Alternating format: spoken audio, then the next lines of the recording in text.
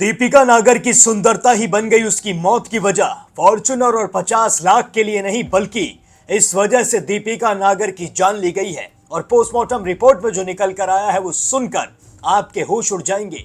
और अब पुलिस इन हत्यारों के साथ यानी कि दीपिका नागर के ससुराल वालों के साथ जो करने वाली है वो सुनकर इनकी 7 पीढ़ियां भी कांप उठेंगी और इनकी 7 पुश्ते भी ऐसा करने से पहले हजारों लाखों बार सोचेंगी जरूर। आदाब, नमस्कार, सत श्री अकाल, peace to be with you दोस्तों। मेरा नाम है जुनैद भाटी और आप देख रहे हैं द न्यूज फीवर। जैसा कि आप सभी जानते हैं, ग्रेटर नोएडा के जलपुरा से एक ऐसी खबर निकल कर आई जिसने सभी को दहशत में डाल दिया, जिसने सभी को ये सोचने पर मजबूर कर दिया कि आखिर आजकल अपनी बेटी की शादी करें या ना करें, अपनी बेटी के लिए लड़का ढूंढें या फिर ना ढूंढें, अपनी बेटी को दहेज दें या फिर ना दें, अपनी बेटी को खुशी से उसके ससुराल जाने के लिए विदा करें या फिर ना करें। जी हाँ, ये सारे सवाल खड़े हो रहे हैं दीपिका नागर की मौत के साथ। दीपिका नागर के घर वालों ने भी दीपिका को यही सोच के विदा किया था कि अपनी ससुराल में जाके दीपिका हमेशा हमेशा के लिए खुश रहेगी।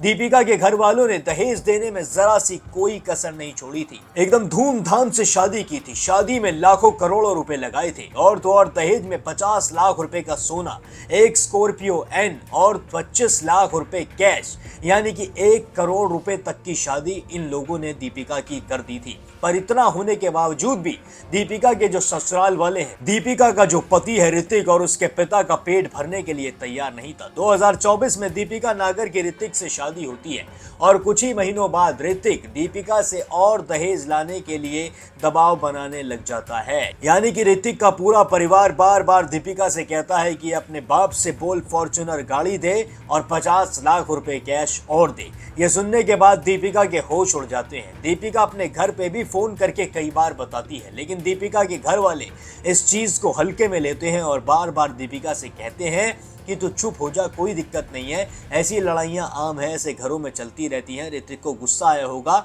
इसलिए उसने तुझसे ऐसा कह दिया होगा। यानी कि मामले को सीरियसली नहीं लिया जाता है। और जिस दिन दीपिका की मौत होती है उससे पहले भी दीपिका अपने पिता को फोन करके सब कुछ बताती है। दीपिका अपने पिता को बताती है कि मुझ पे दबाव बनाया जा रहा है दहेज का, मुझे बहुत ज्यादा परेशान किया जा रहा है। ये सुनने के बाद दीपिका के पिता अपने बेटे के साथ दीपिका के घर भी जाते हैं और वहां जाके फिर से मामला सुलझ जाता है। साथ में बैठ के बातचीत हो जाती है और मामले को सुलझा के वापस से दीपिका के पिता दीपिका को समझा के अपने घर आ जाते हैं। लेकिन उसी शाम को ही दीपिका के ससुराल वालों का फोन आता है और फोन पर जो वो कहते हैं सुनकर दीपिका के पिता के पैरों तले जमीन खिसक जाती है। जी हाँ, उधर से आवाज आती है कि दीपिका ने अपनी जान ले ली है। ये बात दीपिका के पिता के गले उतरती नहीं और वो दौड़े दौड़े दीपिका की ससुराल जाते हैं और जाकर देखते हैं कि दीपिका मृत अवस्था में मिली है। जी हाँ, जब दीपिका का पोस्टमार्टम होता है तो फिर दीपिका के शरीर पर कई सारे चोट के निशान मिलते हैं। दीपिका के इस तरीके के चोटों के निशान मिलते हैं जैसे उसे रोजाना पीटा जा रहा हो, उसके साथ रोजाना मार पिटाई की जा रही हो, उसे इतना ज्यादा प्रताड़ित किया गया हो जिसे शब्दों में बताना भी बहुत ज्यादा मुश्किल है।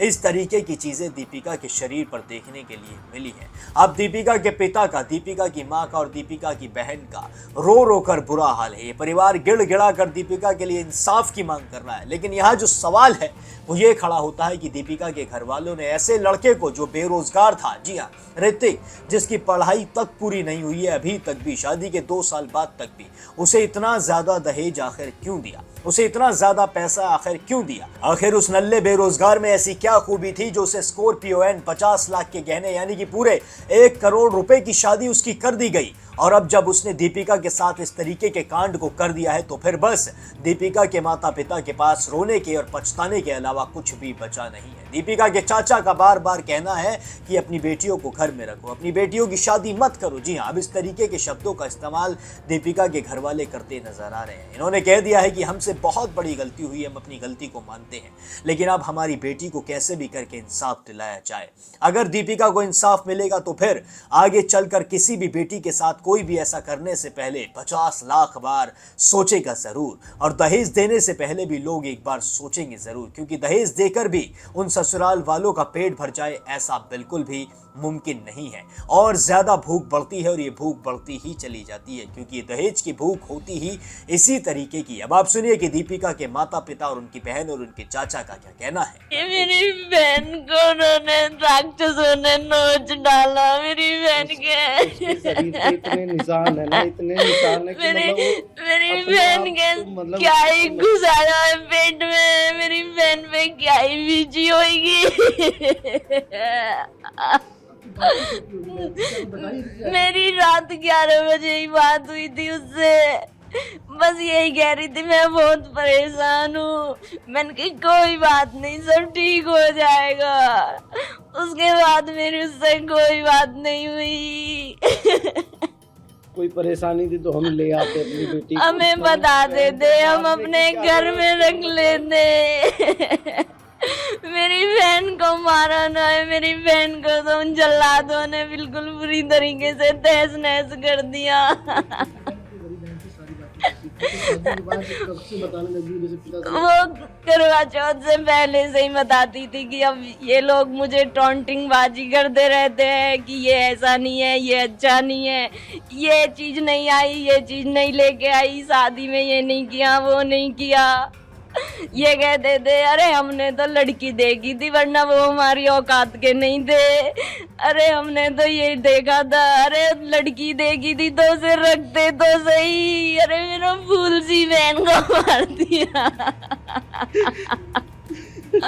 मेरी बहन कहाँ से वापिस आएगी? उन्हें तो फॉर्चूनर चाहिए। मेरी बेटी मैं कैसे करूं देखूंगी, मैं कुछ ना कुछ तो करूंगी, देखूंगी तो देऊंगी। तू चुप लगाई जा, मम्मी वो बहुत दुखी कर रही है ये। अरे मैं तो जब ही मंगा लेती, वो ऐसी पता होती तो कि ये मारेंगे तो है। मेरी लाडू तू तो जब भी न आई हाँ को, अरे इतने बड़े बड़े दुख उठाए।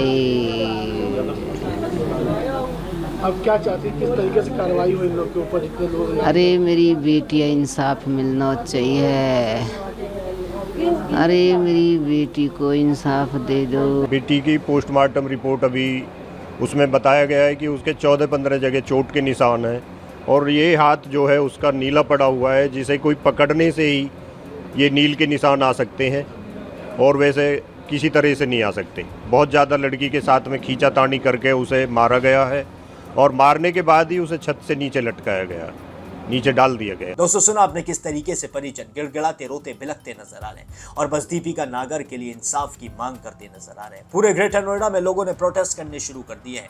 पूरा देश अब दीपिका नागर के लिए आवाज उठाता हुआ नजर आ रहा है और साफ तौर पर कहता नजर आ रहा है कि जल्दी से जल्दी पता लगाया जाए आखिर दीपिका की जान कैसे गई है। क्या दीपिका के ससुराल वाले सच बोल रहे हैं या फिर दीपिका के मायके वाले? जल्दी से जल्दी मामले को सुलझाया जाए और इस कुत्ती को सुलझा के सबके सामने रखा जाए। अगर आपको भी लगता है दीपिका नागर के साथ गलत हुआ है, उसकी हत्या हुई है और आप चाहते हैं दीपिका को इंसाफ मिलना चाहिए, तो फिर कमेंट सेक्शन में जस्टिस फॉर दीपिका नागर जरूर लिखें, क्योंकि आपके एक मुहिम से दीपिका को और उसके परिवार को इंसाफ मिल सकता है। बाकी और भी सारे अपडेट्स के लिए अगर चैनल पर नए हैं तो चैनल को सब्सक्राइब भी जरूर कर लीजिए।